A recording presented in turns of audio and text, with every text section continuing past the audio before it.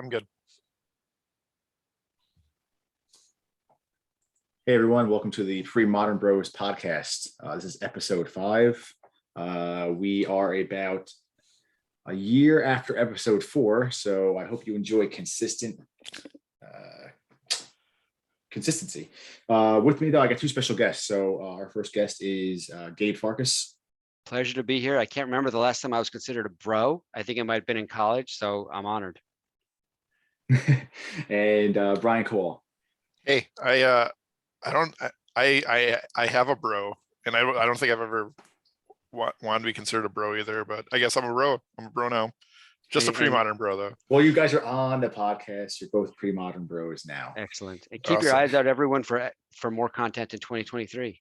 Yeah, the next episode will be September 13th, 2023. I mean, honestly, probably. Pre-modern bros, the year in review. That's so funny. But one thing I really wanted to get in was I had like 3 or 4 other ideas, but when Martin made a Facebook comment, because just take that into context, when he speaks, you got to listen. So he did make a mention that he is going to make a revision.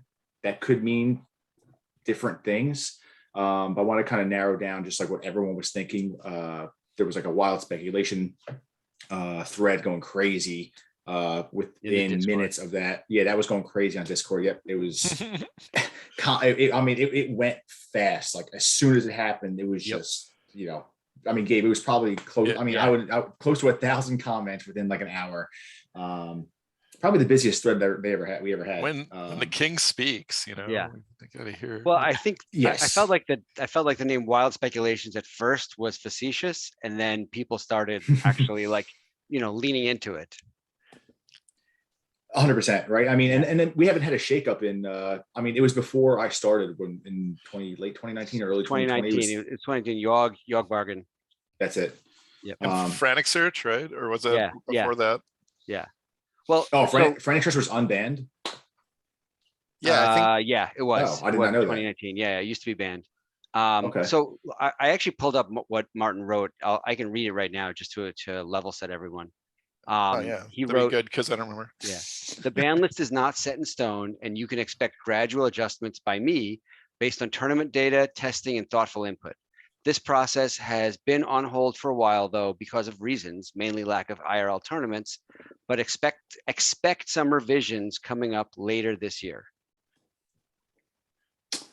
Wow. Yeah, there's a lot to unpack. Yeah. And I'll tell you guys just as a quick little anecdote too. So I actually played Martin once back in, I think 2018 or 2019 in the second ever pre-modern online tournament.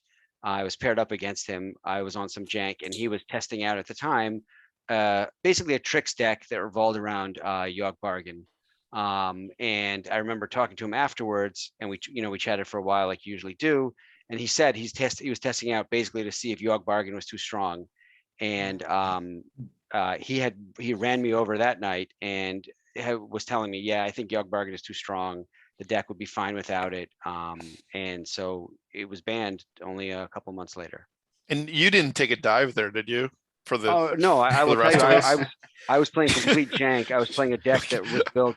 I was playing a deck that revolved around Farchild's War Rider, Repercussion, and Farchild's War Riders, Repercussion, and Dingus Staff. So no, I did not take a dive. Nice. That was the jank I was on that night. Interesting. Yeah, Gabe was the reason he got banned. He just lost the match horribly to make it look so broken. No. Martin's just like this Farchild's War Riders deck looks great. If I'm beating it, what's gonna beat it? Oh man. But Gabe, thanks for reading that thoroughly. So a lot to unpack. But again, when I always call him the GOAT, when he speaks, you gotta listen, and it's a big shakeup for the format and the community. Like it was shocking. So when's the last event he played? Do we know? I think he played in Swedish Nationals whenever the last IRL one was. Or at least it was there. I think 2019. 2019. Yeah. Mm-hmm. Oh, actually, I don't think he did play. It's a good question. I'm checking on Swedish Nationals results. Yeah, now I'm curious. I'm like, I wonder when he played. I wonder if he like what his go-to deck is. Lands. He loves lands decks. That I know. Interesting. That's his like pet deck of choice. I mean, it just seems like he has handled everything perfect. I'll say. I mean, Yeah. perfectly. Like Yeah. like so. I mean, he's got us three hooked, and like Yeah, I mean, I think the ban list right now is like he made a lot of sharp bets, and they Yeah. seem to, nothing seems to have really hurt us that much, like it's like there's so many decks he can play. There, Mhm. and I don't think, like, a lot of people I've noticed, especially recently, have said like, oh, well, it's just because everybody doesn't decide to play elves that it's even a format or something, like really like flamboyant remarks like that, or like, Mhm. but I don't even think that's true. Okay, if everybody played elves, like you could walk in with a deck that easily beat that, I mean, yeah, I agree. I mean, there's like just a random like greater good that deck is Mhm. tier 2.5 maybe. It's got a lot of problems. Like if it won like a 40 player tournament, I am not surprised. Like it just Yeah. it's the complexity and diversity and any deck can win in this format. Which is absolutely crazy. Like Right. there's I probably think that 30 decks that can win. that's one of the things I like about it is that the difference between the very best, even like there are decks that are the very best decks for sure, elves among them, but the difference between those decks and a tier 2 deck or even a high tier 3 deck is not that big, and the best decks are beatable. And I think that's the balance that at least I like. And I think the other thing too, I think to keep in mind is that it was designed with thought and purpose in mind from what I've read and what I've seen and the videos that he's posted, that Martin's posted, and one of the things, and I think I said this to you, Tom, earlier or a few days ago, that like he specifically wanted to make it feel like old extended or old, standard or block constructed, but also wanted to differentiate it from legacy. And I think at some point I have the list in front of me, but I think one thing to keep in mind when we're talking about banning and unbanning is, it's intended to be different from legacy. And so there are cards that are banned in legacy that are pre-modern legal, and they're banned in legacy because they're, too powerful because of interactions with later cards. And then also there's cards that are banned in legacy, oh, I'm sorry, that are legal in legacy, but are banned in pre-modern, specifically to differentiate it from legacy. And so I can run through those now, or we can run through them later if you want. But that's also something I think that we should keep in mind. Yeah, definitely. I would say like the elephant in the room would be like brainstorm and force of will. Yeah. So it's good. Yeah. And I doubt they're coming off because And tendrils. yeah, that's a good one. Yeah. Those are the three legacy cards that are banned in legacy, and I think, I'm sorry, legal in legacy. I keep doing that, and banned in pre-modern, and I think rightfully so. And I think those differentiate pre-modern a lot. Otherwise, it would just feel like old legacy. Yeah, I think it's super good. All three of those are banned. Yeah. I've heard a bunch of people mention tendrils, and I mean, I don't know if we're getting ahead of ourselves, and it just seems Yeah. I would not want to play that. I don't want to play against a deck ever. Yeah. It's so easy to build that deck, right? Yeah. Especially with Freddy Search. Yeah. No, Yeah. you don't think so? Tim? No, I do. I agree with Yeah. you. I think it would be unfun. And I think, Mhm. well, I actually would loathe playing against Force of Will, to be honest. That would be the card that I would least want to play against. I cannot. I've told the story elsewhere, but I feel like I can still remember the very first time that Force of Will was played against me, and like that like feeling in my stomach, and like the blood rushing to my cheeks and my cheeks feeling hot, and like that anger, honestly, like literally the first time it was put against me in like an FNM, and I don't need to go through that again.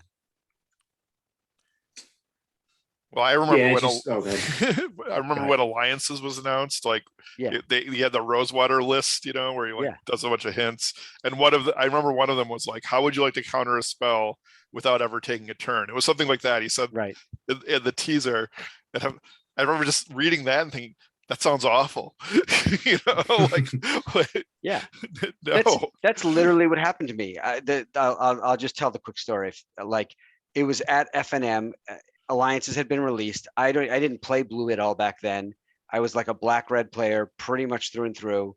And I remember like I went like turn one, like swamp ritual soul ring into like an Isan shade or something, and was sitting there with like a 5/5 on a first turn, and like the other guy was like shuffling his cards around his hand and finally played like just calmly played his force of will, and I had not seen the card before because I just was ignoring all blue cards, and just glanced at it quickly, and I was like, that's the stupidest counterspell in the world. You got to lose life in addition to paying 5 mana. And the guy just calmly is like, no, read the card again. And so I read the card again, and then like I just like was flabbergasted. So I just moved my Isan Shade over to the graveyard, and like I think I ended up losing that match. I was just so tilted at that point. Yeah, it's best it stays where it is. It Yeah. would just cause a lot of problems, and probably make the format more like unfun. Yeah. But yeah, let's jump in then. So so why we wanted to post the poll that I did post on Facebook. So the main thing was just we're getting close to European champs. I think it's on October 1st. I would assume he's going to wait until that, but that tournament is probably going to be a really good way to collect data, unless he's made the decision already. No, but I'm I think assuming that's the big IRL tournament he's referring to. yeah, absolutely right. Like Yeah. that's where you can collect a lot of information, speak to people, all that kind of stuff. So the big thing was just one, community input, two, data for discussion for this podcast. But let's go over the votes. So the first thing was one I did not add, and it's not even specifically a card. At 24% was no bans.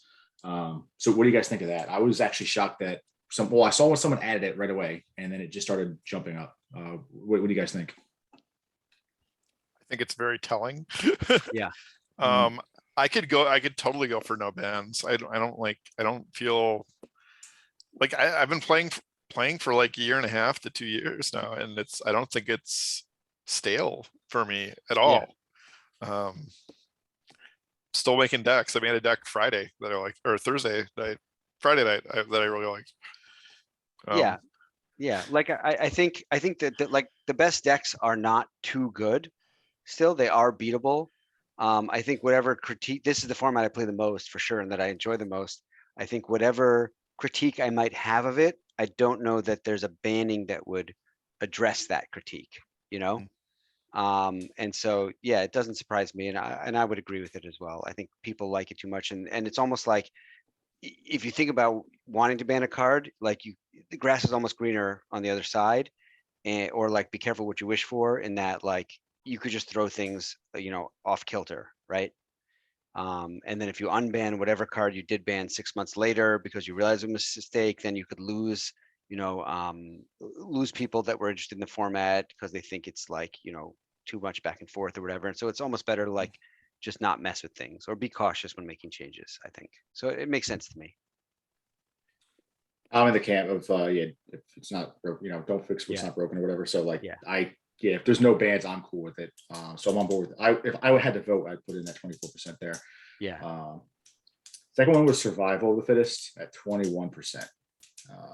That one's surprising and a little it's a knee-jerk reaction. Is that what it is? Yeah. Because people are jamming survival into all sorts of decks now, right? Like it started with elves, and then people are jamming it into like madness. There's survival madness now. There's like survival zoo decks where people are just surviving out 4 root wallas and then just doing like a zoo strategy.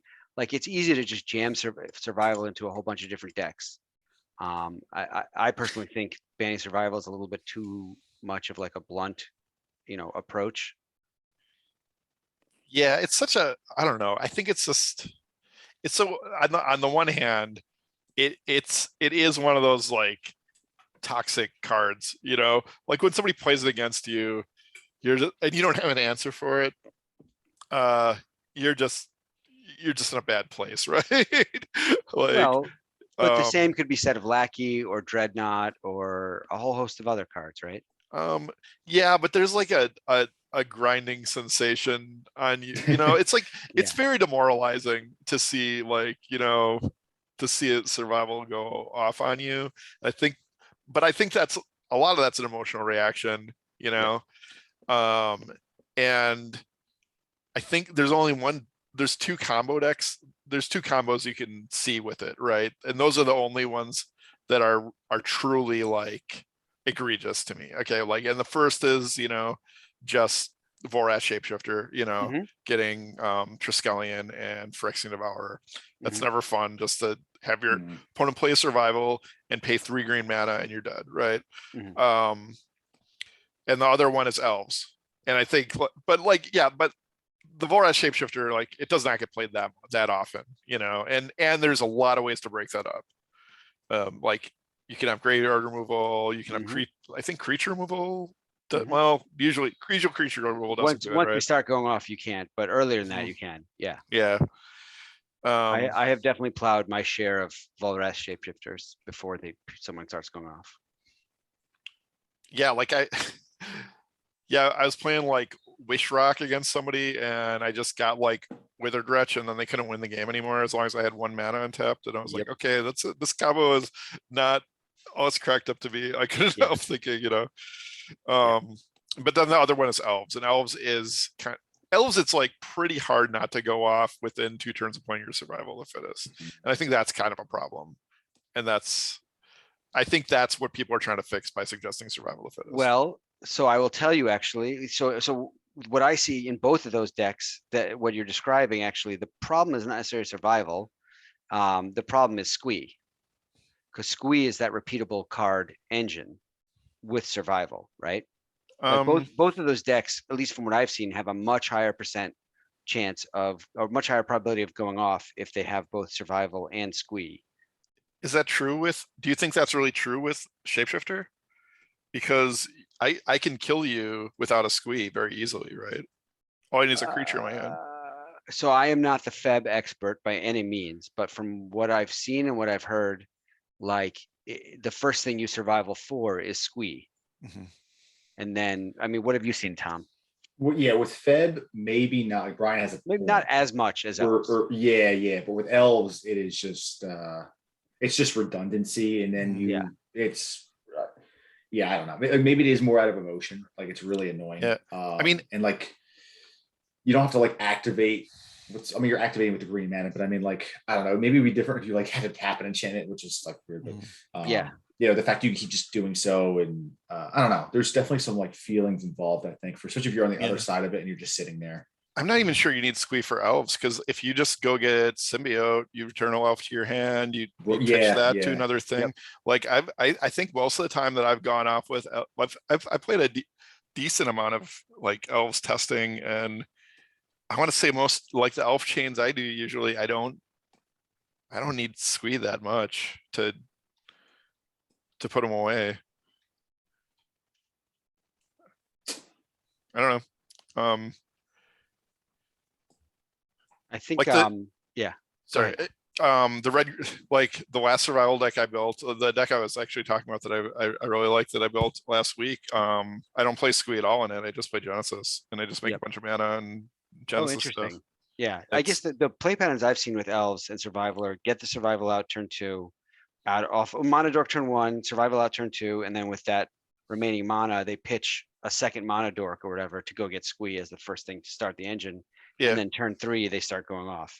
I think you're right. It's probably less critical with Feb because there's like also, you know, sort of specific A to B to C to D to E patterns that you do with Feb, right? That you kind of have to follow those lines. So you're probably right there.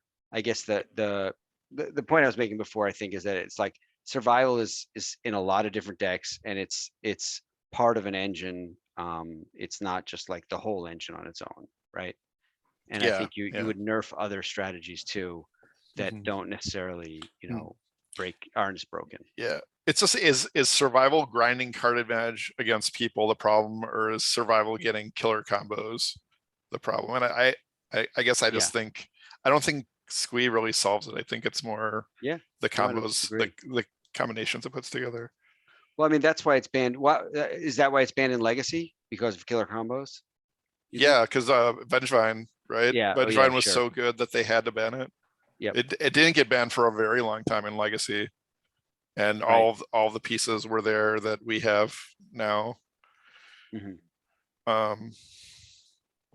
Yeah, yeah, I don't like, I wouldn't ban survival.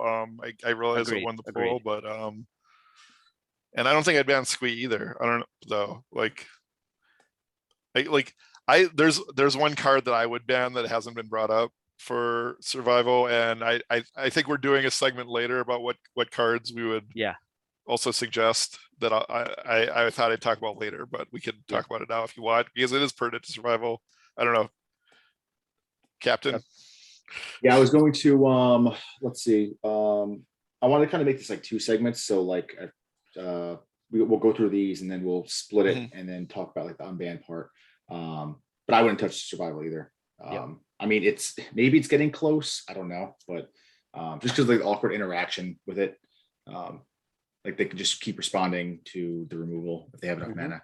So at some point, like at some point, it like doesn't matter. Like a turn 2 survival, and if you don't have it there, it, like Right. they get so far, it kind of will then like spiral out of control. But It steamrolls, yeah, or Yeah. snowballs, yeah, yeah, that's it. for sure. The next one just behind it at 20% was Gaia's Cradle. This one I think is interesting. I love the card. I think though, if Tolarian Academy is banned, maybe Gaia's Cradle should be banned. That's where I stand with it. I was surprised it was legal when I entered the format, but Elves didn't adapt survival yet, so it wasn't that good. So maybe survival's the problem. I don't know. Well, But what do you think? Academy was broken historically at the time, right? Like That's that was true. that was a known thing. I think Cradle not as much. Like if you go back and look at old extended lists, which again, caveat is not exactly the same as pre-modern, but I feel like it's the closest you'll get. If you look at old extended lists, Cradle was played almost entirely alongside Natural Order. Someone in Discord recently posted like a link to like a whole bunch of old extended lists, and I actually went through and like did a control F for Gaia's Cradle, and I think it was like showed up like 15 times in 15 different decks, and like 12 of those also had Natural Order. But again, it wasn't like as incredibly turn one, just wide open busted as Academy back then. So it didn't surprise me that it was available here. Yeah, it was legal for a long time and extended, right? And Yeah. I don't think it got banned. I don't know if it Playing, I ever mean, was. playing creatures a pretty big drawback, you know. Yeah. Well, I mean, I think there's a lot more ways to interact with creatures, right? That weakens Cradle compared to Academy, right? Like there's Slice and Dice, there's Infest, there's Engineered Plague, there's right. You can't Engineered Plague artifacts. So I agree. Like, I think just most people's decks are set up to deal with creatures, so it's a Yeah. natural drawback to playing. Yep. Yeah. You guys are in the camp, then you like don't touch Cradle. I don't think I would. I wouldn't for a couple of reasons. One, again, I think the best decks aren't that much better, and it dies to Wasteland, obviously. And also, this doesn't apply to me personally because I don't own any Cradles, but like there would be a lot of feel bad if you're sitting on 4 Cradles and it gets banned in the format that you enjoy playing a bunch, right? Like it's to the point where it's like grandfathered in, basically. Like it's a little awkward to ban it now. The dollar value argument is the only reason I would consider banning it. Like I could see banning Mox, because if you ban Mox Diamond and Gaia's Cradle, like the next biggest card is like Survival the Fittest, I think, or maybe I guess Lion's Eye Diamond, but nobody plays it. Yeah. But like Survival is like 250 or something like that. Like that's pretty cool having a format of an old school format where not a single card costs more than that, you know. So I wouldn't like feel bad if that happened. Like it would shut up with some haters too. Well, just pulling it up right now, Cradle is technically the most expensive card. Yeah, for sure. Right now, followed by Mox Diamond, Lion's Eye Diamond, and then number 4 surprises me actually. You guys know what City Traders? City Traders is all the way at number 8. It's either, I would say it's probably either Gilded Drake or Survival. Yeah. It's Gilded Drake, Serra Sanctum, and then the number 6 is a card that never sees play in pre-modern. I have to assume it's a EDH staple, is Sliver Queen. Oh, right. Yeah. Yeah, and then Survival and City of Traders. Wow. I mean, I think all these cards are worth something because of Commander. Yeah, yeah. Yeah. Actually, they're all really good at Commander. I think if you think about it. Yeah. Cool. And So, and what's after Cradle? Or do you want to just do top three? no, yeah, we wanted to touch on just the 7%. We had a tie. So, Enlightened Tutor, that one's been a hot topic one for a few years, I think. And then Wirewood Symbiote. Yeah, E-Tutor is another one that I feel like banning it would be too much of like a blunt, scatter shot approach. I think it would hurt too many decks and probably indirectly make things like elves even stronger. Because, like for instance, I've played my share of Dead Guy, and e-tutoring for Engineered Plague is like that's a perfectly legitimate line to play against elves.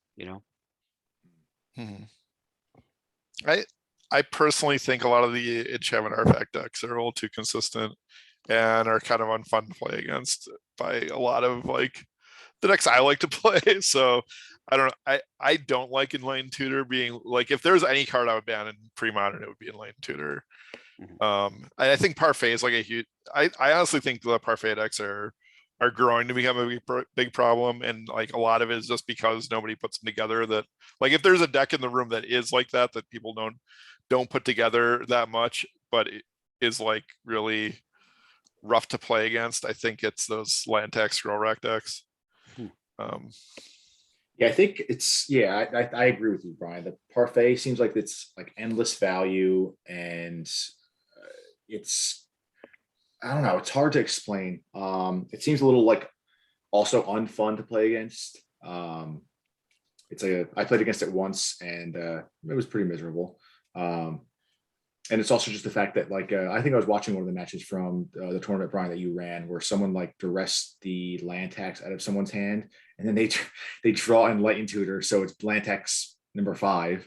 They pass turn, they end of turn Enlightened Tutor, find land tax. I'm like, that's like the redundancy is annoying. Well, that's the goal of Parfait in a nutshell, right? Is the redundancy and that's a big part of Parfait is recursion to like get back tools. That's where they have our